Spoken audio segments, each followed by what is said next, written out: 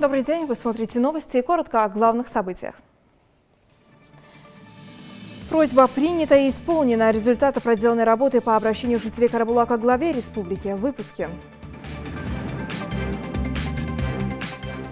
Выйти из засады, как новый регламент ГИБДД изменит жизнь водителей и работу инспекторов. Новый чемпион мира Азамат Шибилов приехал с золотом из Азербайджана.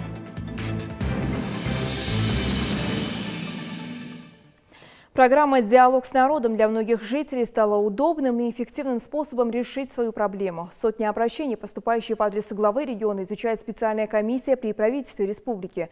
Некоторые вопросы удается решить, не откладывая в долгий ящик, как, например, просьбу жителей города Карабулак. Детали в репортаже Светланы Томовой.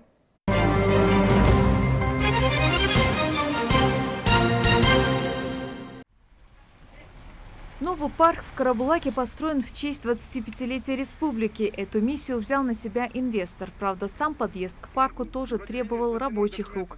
Именно с этой просьбой благоустроить и прилежащую территорию к месту отдыха и обратились жители города к главе Ингушетии. И вот в рамках партийного проекта единороссов «Формирование комфортной городской среды» эту территорию привели в порядок. Мы сделали вот эту въездную группу. Провели здесь работу. Это у нас мы разбили реализацию этой программы федеральной. У нас там 6 объектов получается. Две большие дворовые территории, 3 парковые зоны и стоянка у нашего ФОКа городского. Еще одна гордость города – парк славы, которому уже не первый десяток лет. После инспекционной поездки в Карабулаке Нузбек Евкуров поручил местным властям расширить и реконструировать парк.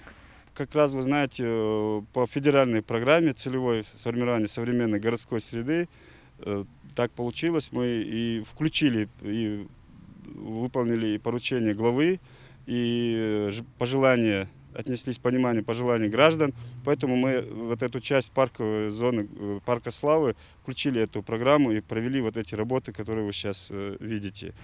Новые скамейки, фонтан и освещение – все это красуется на дополнительных 40 сотках земли, которые прилегают к парку славы. Даут Татиев не скрывает своей радости, ведь родной город преображается в лучшую сторону с каждым днем.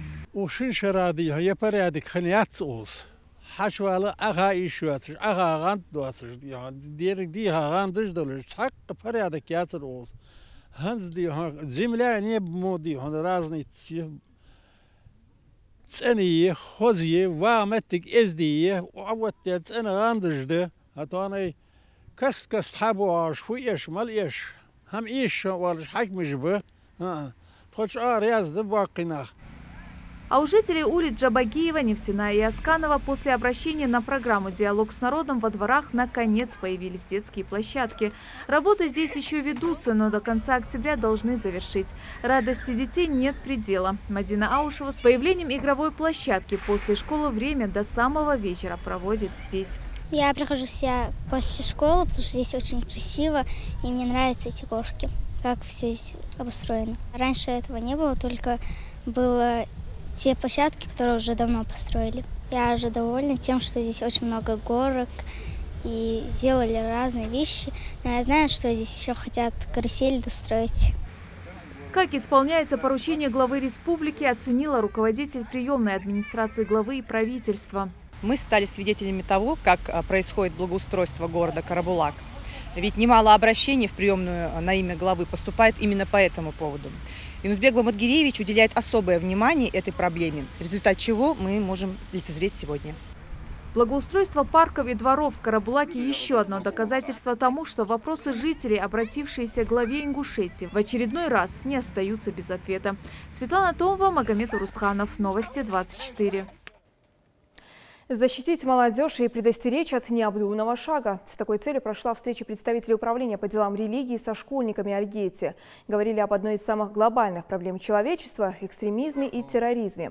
Ребятам рассказали, как не попасть в сети вербовщиков и не поддаться речам лжепроповедников. В этой борьбе самый лучший спутник – они сами. Школьников призвали не заходить на сомнительные сайты и никогда не идти против собственных родителей. Религиозные деятели отметили, что самое важное для них еще и хорошо учиться. К этому призывал и пророк Мухаммад, да благословит его Аллах и приветствует. Нях махлой би амейт дат. Они ажман дук вендага би шу ажмели он нах бежден. Таба халиетер бусна ба халиетер да халиет бусна бежден. Тиек да хада واس داس بيت ددين. وين واس مولد وين مخلور بر وين داس ناز آخر در لامز مار ليلدر وويل ديش خلد إز دويد دو واس تيهم. Камеры, проверки вне постов и отмена справок. С 20 октября вступил в силу новый административный регламент, определяющий порядок взаимодействия сотрудников ГИБДД и участников дорожного движения. Нововведения в основном относятся к работе инспекторов ДПС, но при этом они важны и для водителей. О наиболее значимых изменениях Микаил Тангиев.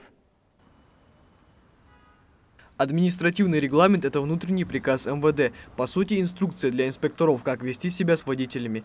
Водителям совершенно не обязательно знать его полностью наизусть. Достаточно просто выучить основные правила, многие пока еще не в курсе своих прав и обязанностей. А те, кто в курсе новых правил и с регламентом уже ознакомились, считают, что необходимость таких поправок назрела давно. Вавиш бухулис, дик правила же дик диона. Машины ждет, да ложка вот тищат, я ну лучше. Машины гуш халиез, нагасанный царь бог диона, наха гуш шейдлот без болейки.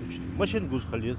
Мне кажется, это продуманный очень момент, и, видимо, уже наболело, и сейчас я чувствую такую динамику в том плане, что сделать более комфортные, удобные правила.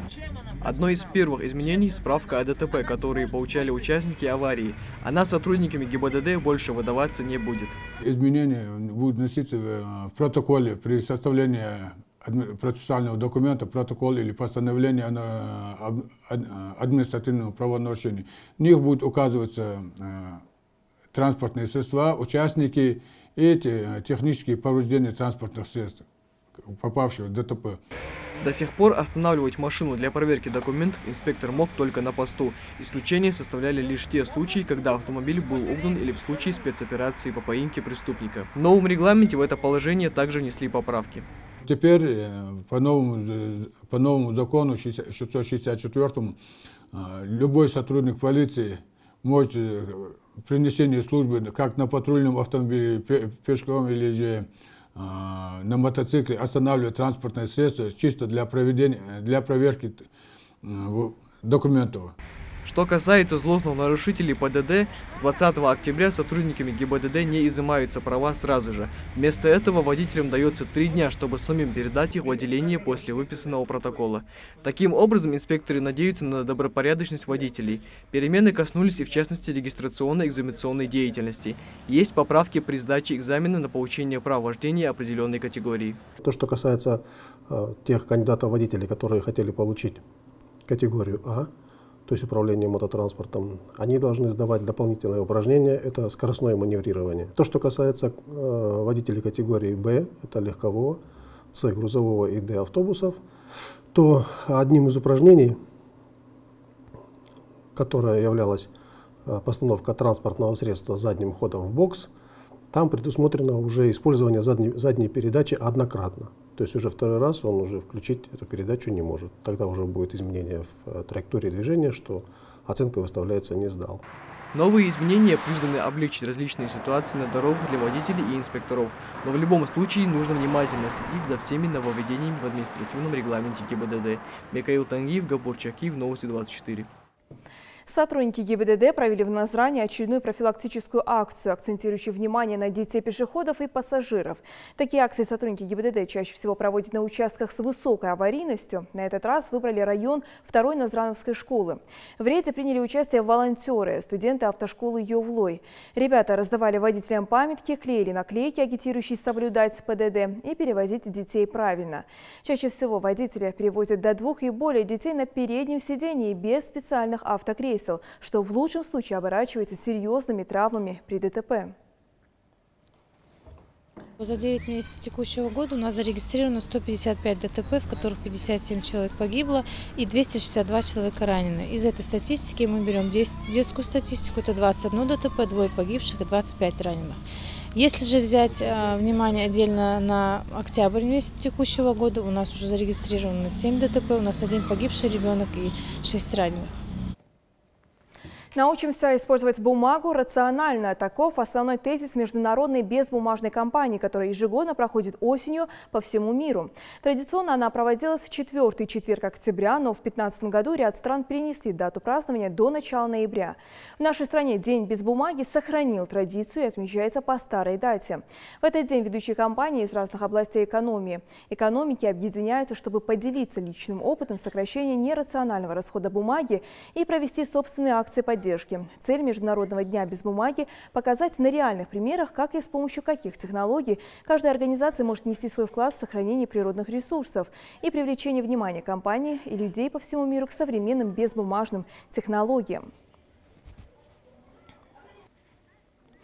Периодически посещать кабинет врача, проверять свое артериальное давление и работу внутренних органов призывают медики, жителей. В преддверии празднования Всемирного дня борьбы с инсультом, он пройдет 29 октября, в кожно-венерологическом диспансере республики провели профилактическую акцию. Пациенты смогли обратиться к дерматологам и заодно проверить свое здоровье. По данным Минздрава России, только за год от инсульта умирает до 200 тысяч человек и почти столько же остаются инвалидами. Больше всего этому заболеванию подвержены пожилые люди. Медики просят с особым вниманием отнестись к таким факторам риска, как высокий уровень холестерина, диабет, курение, сердечно-сосудистые заболевания и избыточный вес. И приятные новости спорта. Золото в копилке ингушского спортсмена. Азамат Шибилов стал фаворитом чемпионата мира по грэпплингу в Азербайджане. Боец провел 3 блестящие схватки. Тамерлан Хамхоев встретился с ним. Первое место на мировом чемпионате еще несколько лет назад казалось Азамату Шибилову только мечтой. Врачи запретили заниматься спортом, и казалось, что на спортивной карьере тогда еще дзюдоиста Шибилова можно ставить точку. Но Азамат все-таки смог себя перебороть и, выбрав другой вид спорта, сумел добиться впечатляющих результатов. Высшая ступень пьедестала почета – заслуженная награда за кропотливый труд. Год-два дома сидел, мой дядя, тренер, попросил меня, чтобы я вышел просто для себя. Не будем физические нагрузки давать. Потом я обследовался у врачей, сказали, что все нормально, то, что можно заниматься. Так мы с тренером обговорили, там он сказал, давай лучше попробуем в грэпплинг, так как там удары не получаешь. Чемпионат проходил в Азербайджане и собрал лучших спортсменов со всего мира. Наш борец к чемпионату подошел во всеоружии. Здесь и опыт выступления на чемпионате Европы, и запредельная мотивация. Дополнив все отличной физической подготовкой, Азамат сумел вырвать победу. В рамках соревнований грэпплер провел 3 поединка. Если в полуфинале он боролся с украинским спортсменом, то на последней ступени к триумфу Азамату пришлось противостоять действующему на тот момент чемпиону, своему партнеру по сборной. Финалист со мной, который боролся в финале, он меня выиграл на чемпионате России. Вот. И я знал, что мы сойдемся в финале с ним, потому что мы двое были от сборной России, в финале встретились, и я под него готовился, чтобы именно выиграть его. Это 100% неоспоримый чемпион мира на сегодняшний день, который снял 2 самых сильных борцов в мире. Ну и хотелось бы еще что отметить, что не от того, что он мой ученик, что он мой племянник, там, это наше достояние, он ингуш. Он первый ингуш в этом виде спорта, который стал чемпионом мира. Учитывая, какой акцент делается в республике на развитие грэпплинга, тренер надеется, что успех чемпиона станет мотивацией для других ребят и толчком к развитию этого вида спорта. Планов молодой человек пока грандиозных не строит, однако одна из его целей – заняться профессиональным ММА. Это мнение разделяют и его тренеры, тем более, что заманчивые предложения уже есть. Я боролся в 66 килограмм весовой категории, хочу 71 сейчас себя попробовать. Так как 71 килограмм там физически сильнее ребят бывает и покрепче. Хочу 71 себя попробовать и хочу в дальнейшем потом по планам с тренером мы обговорили это, потом в ММА выступать. ММА, как мы знаем, как мы всегда говорим, это как бы вершина, это как бы квинтэссенция всех боевых видов спорта, это как бы самая вершина.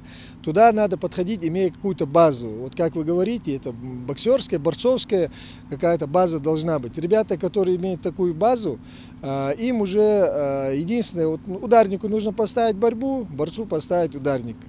ударную технику, и они уже органично вливаются именно в смешанное единоборство. Азамат первый среди своих земляков чемпион мира по грэпплингу. Своим примером он, безусловно, вдохновит сотни ребят на такие же спортивные свершения. Сам же чемпион в ближайшее время планирует вновь набрать форму и перейти уже в более высокую весовую категорию. Тамерлан Хамхоев, Рамзан Миржоев, Новости 24. Республиканская ярмарка вакансий пройдет 30 октября во Дворце культуры города Назрань. Рабочие места будут предлагаться госучреждения, министерства, ведомства и частные организации. Соискатели смогут ознакомиться с банком рабочих мест, получить конкретную информацию о заинтересовавших их вакансиях и на месте пройти собеседование у работодателей. Специалисты Центра занятости будут консультировать не только по трудоустройству, а также и по вопросам обучения по разным направлениям. Также можно будет оставить резюме в банке высококвалифицированных кадров. Это были все новости к этому часу. В 19:00 смотрите выпуск на ингушском языке. До встречи в эфире.